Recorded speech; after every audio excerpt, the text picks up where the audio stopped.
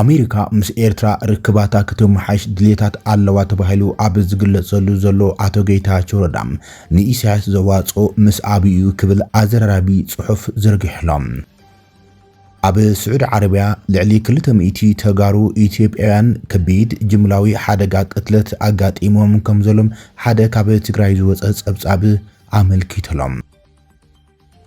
ሃገራዊ ቦርድ መረፃ ኢትዮጵያ ብዛዕባ ምስውሓት ዘለዎ ርክብ መሰረት ብምግባር ኣካቢት ቦርድ እቲ ትካል ወይዘሮ ሜላት ወርቅ ኃይሉ ርእይቶን መልስን ሂባትለላ። ሓበራዊ ስርሒት ሓይልታት ትግራይን ፌደራልን ተኻይደሎም ኣሜሪካ ድማ ነቲ ዘካየድዎ ሓበራዊ ወፍሪ ናዕዳ ገሊጻላ እንታይ ሒዝና ኣለና። ዘይተገመተ ዑደት ሚኒስትር ጉዳያት ወፃኢ ኢራን ተጸብጺቦም ምስጢራዊ በረራ ካብ አዲስ አበባ ተኸሺፉም ካብ ትግራይ ሆራይዘን ዝኽብረ ሰላምተና ብዘለኹም ይብጻሕኩም ነዞም ሓደሽትን ቀንዲ እዋናዊ ሓጸርቲ ምዕባለታትን ከነካፍሉኩም ኢና። ሰብስክራይብ ላይክ ሼር እናገበርኩም ዜናታትና ክትከታተሉ ንዕድመኩም።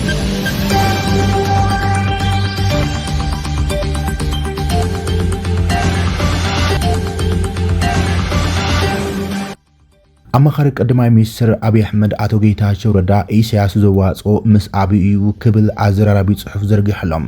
ኣሜሪካ ምስ ኤርትራ ርክባታ ክትመሓሽ ድሌታት ከም ዘለዋ ምግላጻ ስዒቦም አቶ ጌታቸው ረዳ ኣብ ኤክስ ገጹ ኣዘራራቢ ግብረ መልስን ርእይቶን ሂቡሎም። የሕዋት ካብ ዓይኒ ዝራኽብ ንላዕሊ ኣሎ ከምቲ ዝብልዎም ምስ ኤርትራ ምቅራብ ንኹላትና ኣብ ዞባዚ ዘለና ብዘይገድስ ዓብይ ክመስለና ይኽእልም ፍሉይ ተኽእሎ ግን ኣይኮነን እዩ ይብል አቶ ጌታቸው። ተኾይን ግን ይብል ጌታቸው ፕሬዝዳንት ኢሳያስ ምስቲ ደዋውን ኣዝዩ ጽልዋ ዘለውን ጎረቤቱ አብይ አሕመድ ምቅራብ ክገብር ምምዕዳው ዘጠቓል ምዃኑ ርድእዩ እቲ ናይ ኣሜሪካ ምንቅስቓስ ይብል። ሕዝውን ግን ነቲ ድልድል ምስ መጻና ክንሰግሮ ኢና ይብል አቶ ጌታቸው ረዳ። መንግስቲ ኣሜሪካ ምስ መንግስቲ ኤርትራ ርክባቱ ንምምሓሽ ኣብ ምንቅስቓስ ከም ዘሎም ዎል ስትሪት ጆርናል ኣብ ሶምዚ ጸብጺባ። ዎል ስትሪት ጆርናል ከም ዝበለቶ እንተኾይኑ ኢራን ንመጻቦ ሆርሙዝ ምዕጸባ ስዒቦም እቲ ቀንድን ስትራቴጂካዊ መስመር ቀይሕ ባሕሪ ባብ ኤልመንደብ ድማ ደገፍቲ ኢራን ዝኾኑ ሓይልታት ሁቲ የመን ከዓጽዎ ሓደጋታት ኣብ ዘንጸላልወሉ ዘሎ እዋንያም ምስ ኤርትራ ርክባታ ክትመሓሽ ምንቅስቓስ ጀሚራ ዘላ ተባሂሉ ዘሎ። ይኹን እምበር እዚ ምንቅስቓስ ምምሓሽ ርክባት ኣሜሪካን ኤርትራን ግን ካብ ናይ ኢትዮጵያ ጽልዋ ዝንጸል ኣይኮነን ዝብሉ ርእይታት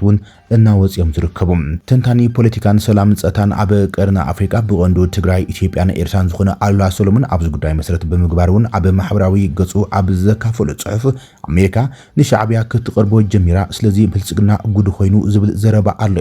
ከም ኮነ ጽቡቕ ነይሩ ይብል ግን ከም ኣይኮነን እቲ ጉዳይ ይብል እቲ ርድኢት ሕሉፍ ዘየጋነዘበን ስሑውን ስሑትን ገምጋም ከም ዝኾነ ይገልጹ ኣሉላ።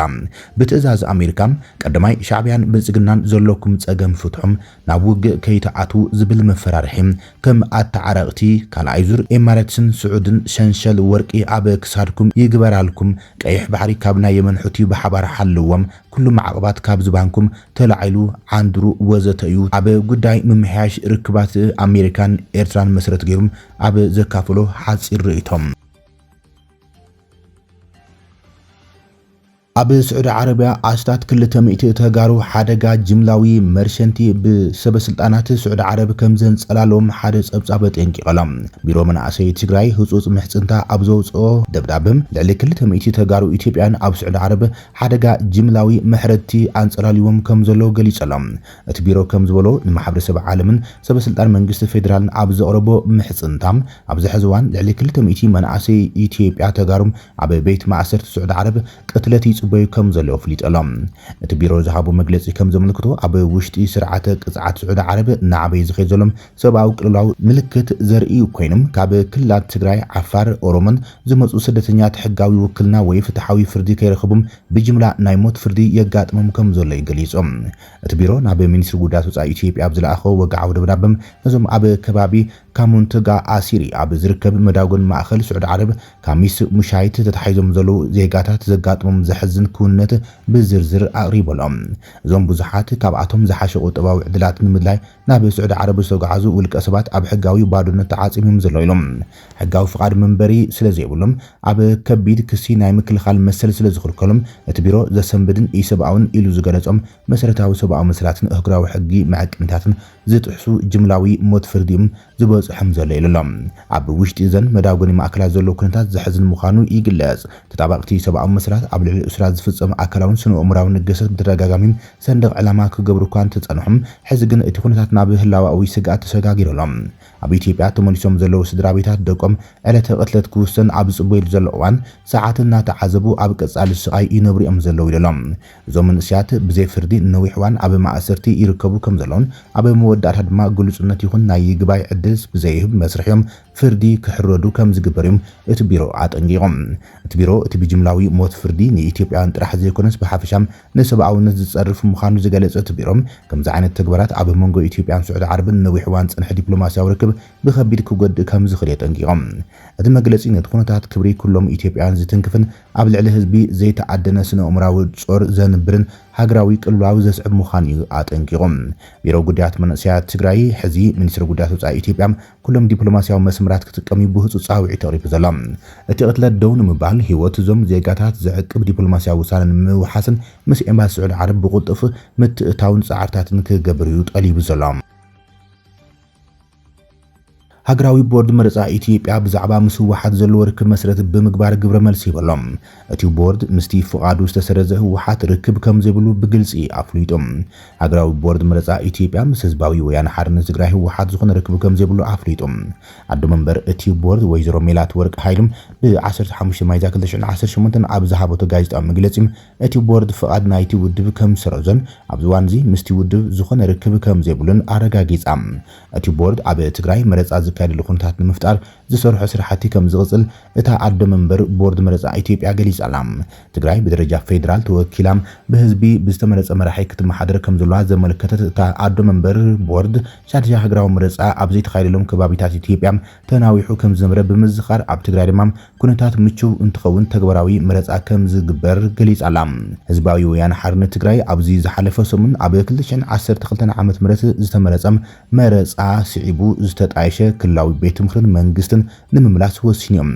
ኣብዚ ድማ ህወሓት ብተናሓናሕቲ ውድባት ፖለቲካ ትግራይ ኣብቲ ክልል ዳግም ኩናትን ህውከትን ዝስዕብ ውሳነ ይሕልፉ ብምባል እናተቃወሙ እዮም ዝርከቡ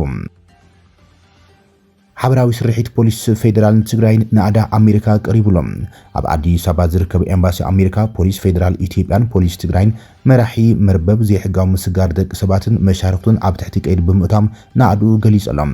እቲ ስርሒት ነቲ ገበን ንምምካት ዓብይ ስጉምቲ ክብል እዩ ገሊጾም እቲ ኤምባሲ ኣብ ዘውፅኦ መግለፂ ፌደራላዊ ፖሊስ ኢትዮጵያ ምስ ፖሊስ ክልል ትግራይ ብምውሃድ ንጥርጡር ይትባረክ ዳዊት ምስ 10 ተሓባበርቶም ተባሂሎም ዝተጠርጠሩ ሰባት ኣብ ዝተዋረደ ስርሒት ኣብ ከተማ ሽረ እንዳስላሰ ኣብ ቀይዲ ከም ዝኣትዉ ሓቢሮም እቲ ኤምባሲ እቲ ማእሰርቲ ኣንጻር መብረበባት ዘይሕጋዊ ምስጋር ደቂ ሰባት ዓብይ ዓወት ምዃኑ ብምግላጽ እቶም ጥርጡራት ንሞት ልዕሊ 100 ሰባት ከምኡን ካልኦት ግሰታት ተሓተቱ ምዃኖም ይእመን ኢሎም ብመሰረት መግለጺ ኤምባሲ ኣሜሪካ እቲ ማእሰርቲ ብደገፍ ዓለም ለኸ መሻርክቲ ዝተፈጸመ ኮይኖም ንመስርሕ ካርቱም ዝድግፍ ዘባዊ ስርሒታት ማእከል ሓዊሶም ኣገዳስነት ስግረዶባዊ ምትሕባር ኣብ ምምካት ዘይሕጋዊ ምስጋር ሰባት ድማ ዘጉልህ ኢሎም ኣሜሪካ ምስ ኢትዮጵያን ካልኦት መሻርክትን ብምትሕባር ዘይሕጋዊ ምስጋር ደቂ ሰባት ንምክልኻልን ተቐላዕቲ ማሕበረሰባት ንምሕላውን ክትሰርሕ ምዃና ደጊሙ ብምጥቃስ እቲ ኤምባሲ ከምዚ ዓይነት ገበና ደውን ምባል ዝተዋሃደ እግራዊ ጻዕርታት ቆልፊ ኮይኑ ይቕጽል ከም ዘሎ ይሓቢሮም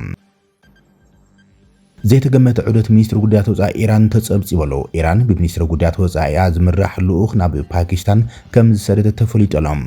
ዓባስ አራግቺ ሎሚ ለይቲ ናብታ መዲና ዘተሰላም ኢራን ኣሜሪካን ኮይና ዘላም ርእሰ ከተማ ኢስላማባድ ክብገስ ምዃኑ ኣቐዲሙ ጸብጻባት ወፂኦም ነይሮም እዮም ኣማሲኡ ድማ እቲ ሚኒስትሪ ጉዳያት ወጻኢ ኢራን ናብ ኢስላማባድ ከም ዝበረረ ተጸብጺቦም እቲ ላዕለዋይ በዓል ስልጣን ናብ ሙስካትን ሞስኮን ብምጽሓውን ንሰብ ስልጣን ኦማንን ሩስያን ብዛዕባ ኩናትን ካልእ ክልቲኣዊ ጉዳያትን ክዝቲ ምዃኑ ቴህራን ኣፍሊጣላ እቲ ብወገን መንግስቲ ኢራን ብመንገዲ ኤክስ ተዋሃበ ሓበሬታ ብዛዕባ ዘተሰላም ኣይጠቐሰን ምስ ወከልቲ ኢራን ንምዝራብ ናብ ፓኪስታን ክምለሱ ክበሃለሉ ዝቐንየም ምክትል ፕሬዚደንት ኣሜሪካ ጄዲ ቫንስ ናብ ኢስላማባድ ብዛዕባ ምብጋስ ግን ገና ኣይተነፀረን ዘሎ ፕሬዚደንት ዶናልድ ትራምፕ ነቲ ምስ ኢራን ዝበፅሕ ስምምዕነት ምቁራፅ ጻቦታት ኣብ ፈለማ ናይ ሰሙን ዘይተወሰነ እዋን ከም ዘናውሕ ይፍለጥ እዮም ሎሚ ጋዜጣዊ መግለፂ ዝሃቡ መራሕቲ ኩናት ኣሜሪካ በጎኖም ኢራን ልባም ምርጫ ብምውሳድ ንዘተቅርብቲ ክትኸውን ብምምኻር ሓይልታቶም ኣድላይ ኣብ ዝኾነሉም ንዳግማይ ኩናት ድልዋት ከም ዝኾነ የጠንቂቖም ጸሓፊ ማለት እውን ሚኒስትር ኩናት ፔት ሄግስት ከም ዝበሎም ኣሜሪካ ኣውጃቶ ዘላ ንገለ ካብን ናብን ወደባት ኢራን ዝጓዓዛ መራኸቢ ዒላማ ዝገበረ እገታ ሓይሊ ባሕሪ ኣሜሪካ ይሕይልን ይሰፍሕን እዩ ዘሎ ኢሎም ላዕለዋይ ኣዛዚ ሓይልታት ምክልኻል ኣሜሪካ ጀነራል ዳን ኬን እውን ዝተወሰና መራኸቢ ሓልፋ ከም ዘሎ ብምእማን ቴህራን ንስምምዕነት ምቁራፅ ተኽሲ ብምጥሓስ ኣብ ምጻብ ሆርሙዝ ፈንጂ ማይ ተጻውድ ኣላ ክብል ከሲዮም ሓይልታቱ 34 መራኸቢ ንግዲ ከም ዝመለሱን እቲ ኣቦ መንበር ሓለቓታት ጠቕላሊ ስታፍ ሓቢሮሎም ምስጢራዊ በረራ ካብ ኣዲስ ኣበባ ተጸብጺቡ ሎሚ ድማ ካብ መዕረፎ ነፈርቲ ቦሌ ኣዲስ ኣበባ ዝተበገሰት ቦይንግ 737-86 ኤን ነፋሪት ናብ ፖርት ሱዳን ከም ዝበረረት ተገሊጾሎም ነግራዊ ጸብጻባት በረራታት ብምሕታም ዝፍለጥ ጋዜጠኛ ሪች ቴድ ነዚ በረራ ኣዝዩ ዘይተለመደ በረራ ክብል ገሊጽዎ እዩ እንተኾነም ምኽንያትን ምስጢርን እቲ በረራ ኣይጸብጸበን እዮም ፖርት ሱዳን መንበሪ ክንፊ ጀነራል አልቡርሃን ኮይናም ቅድሚ ሓደ ዓመት ኣቶ ጌታቸው ረዳን ኣምባሳደር ሬድዋን ሁሴን ካብ ቀድማ ሚኒስትር አብይ ዝተጻሕፈ ደብዳቤ ንምብጻሕ ናብታ ከተማ ተጓዒዞም ምንባሮም ይዝከርዮም እዚ ካብ ሽዑ ጀሚሩ ካብ ኣዲስ ኣበባ ናብ ፖርት ሱዳን ዝካየድ ናይ መጀመርታ በረራ እዩ ተባሂሎም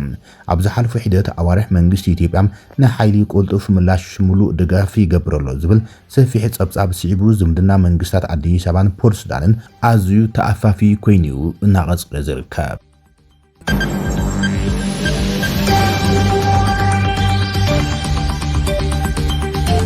ክብራት ፍትዋትን ተኸታተልቲ ዜናታትና ነዚ ሰዓት ዝብልናይ መሓደሽትን ሓጸርትን ምዕባለታትን ዜናታትን ኣብዛዚምና ኣለና ንምክትታልኩም ነመስግን ሰላም